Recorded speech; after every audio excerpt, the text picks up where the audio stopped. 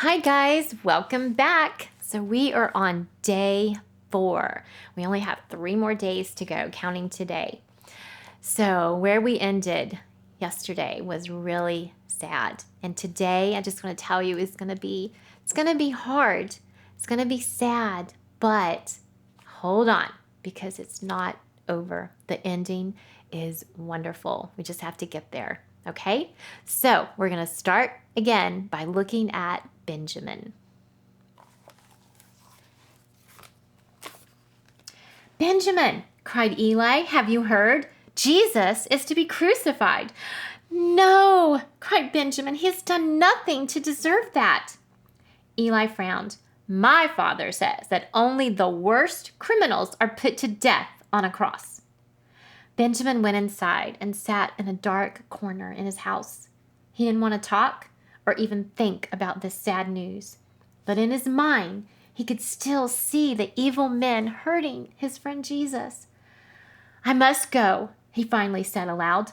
If this is partly my fault, I can at least be there. I can pray for him. Where are you going? Asked his mother as he opened the door. To help a friend, he said. She nodded, touched his cheek. As Benjamin climbed the hill, he found a large spike. It was like those used by Romans to nail criminals to crosses. He tucked it in his tunic and continued on.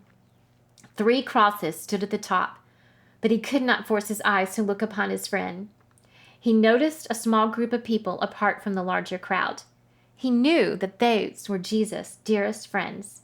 He sat near them and bowed to pray, but the only words that came out were, I'm sorry, God. I'm so sorry. Benjamin watched as soldiers gambled for Jesus' clothes. He tried to shut his ears to their cruel remarks. Finally, he forced himself to look up. Benjamin looked into Jesus' eyes and saw such sorrow and pain that it cut to his heart. But he also saw love. And like before, Jesus looked right at Benjamin. Surely this was his way of saying all would be well. Perhaps he would even do a miracle. But instead, the sky turned dark, and Jesus cried out, Father, into your hands I commit my spirit. The ground shook, and Jesus breathed his last breath. Benjamin was stunned. Jesus was dead. As if in a dream, Benjamin heard the people move about. He saw a soldier pierce his friend's side with a spear. People hurried to take down the crosses and bodies before the Sabbath began. Soon, everyone was gone, and he was all alone. He picked up a stone the soldiers had gambled with and looked up at the dark sky. Why had God allowed it? Later that night, he opened his treasure box and placed the nail and the gambling stone inside. He looked at his collection. It had seemed so valuable when he believed that Jesus was the king. But now, the strange items only filled him with unbearable sadness.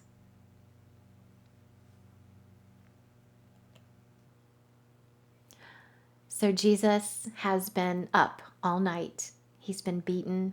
He's been ridiculed. He's been made fun of. He's been spat on. He's been whipped. And now he has to carry his cross up the hill, through the streets of Jerusalem, and up to Golgotha, which is outside of Jerusalem, where they would crucify him. He's weak. He's hungry. He's tired. He's exhausted.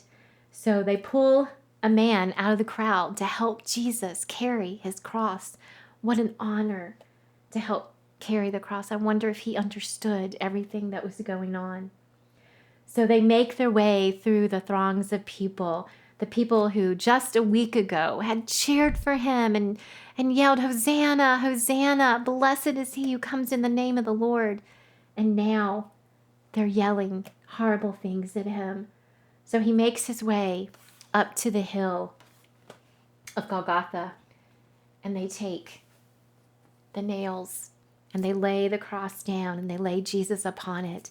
And they take 3 nails. One, they hammer in each of his hands, his wrist, and then one through both feet. And then they hoist the cross up so that Jesus is hanging on the cross. Such pain, such agony that he went through. But he wasn't alone. There were 2 other criminals that were also being crucified, one on each side of Jesus. Now, one was yelling mean things to Jesus, just like the crowd. But the other one said, whoa, wait a minute. We deserve what we're getting. We committed crimes. We deserve to die. But Jesus, he has done nothing. And so he looks at Jesus and he says, Jesus, will you remember me when you come into your kingdom? And Jesus looks at that man and says, today you will be with me in paradise. So while Jesus was hanging on the cross, the guards were playing a game. They were gambling for his robe that they had placed upon him, again, to make fun of him when they were calling him King of the Jews. So the man with the highest dice was going to get Jesus's robe, because before they put him on the cross, they took off all his clothes. So he's naked, he's humiliated, he's embarrassed, and he's in such agony. And that's what they do to Jesus. Now, the Bible tells us that it was only mid-afternoon, but the sky turns as dark as night. And there was a horrible earthquake, and Jesus was dying upon the cross. The Bible tells us that he takes one last breath, and then he's gone. Jesus has died, the Son of God. How could this be? How could this happen? Wait a minute, he was God. At any moment, he could have said, stop. He could have climbed down off of that cross, but he didn't. He didn't, because he loved each one of us. Because not only did he endure all that physical pain, but remember, he had every sin placed upon him. Your sin, my sin, your parents' sin, people who lived hundreds of years before and hundreds of years after us.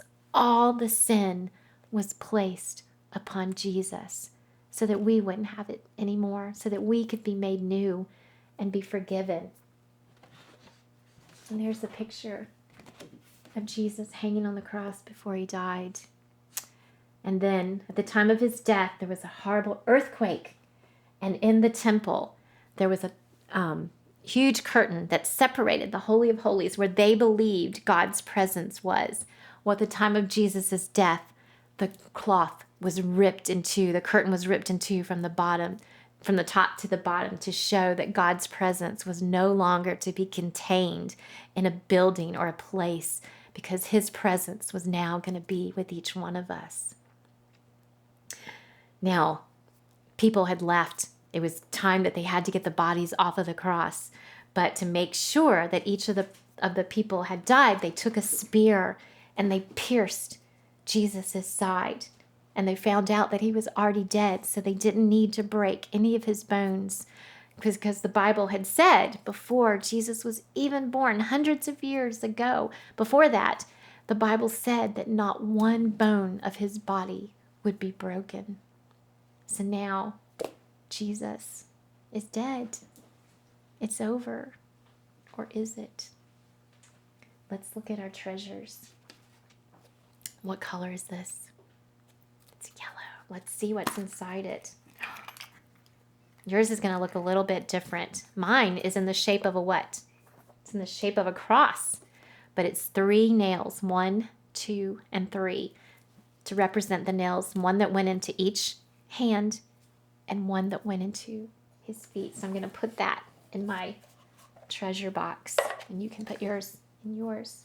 We get 3 eggs today, not our normal 2. So our next one, what color is this? Is it light green? Let's see what's inside it. Oh, do you know what that is? It's a dice. It has numbers on it. That represents the stone that the soldiers gambled with to see who would get his robe. The highest number got the robe of Jesus. They were gambling. They were playing a game. while our Jesus was dying. I'm going to put that into my treasure box. And then the last egg that we're going to open today, what color is that? Purple. Let's see what's inside of this one. This is the spear. Remember, the soldiers had to get the bodies down, and so they wanted to see if Jesus was already dead, so they pierced his side, and he was already dead, so they didn't have to break any bones of his body. So I know today, I'm going to put that in my treasure box. So I know today it's really sad to think about our Jesus being dead, our Jesus going through all that pain and suffering. And yet, at any moment, he could have stopped because he was completely God and completely man. But yet, he stayed on the cross because of his great love for you, for me. He didn't come down because it was all part of God's plan to take our sin away so that we could be forgiven, so that we could be made anew again, to be like our God. So thank you. We'll finish our story in two more days, and hold on, because trust me, it gets better.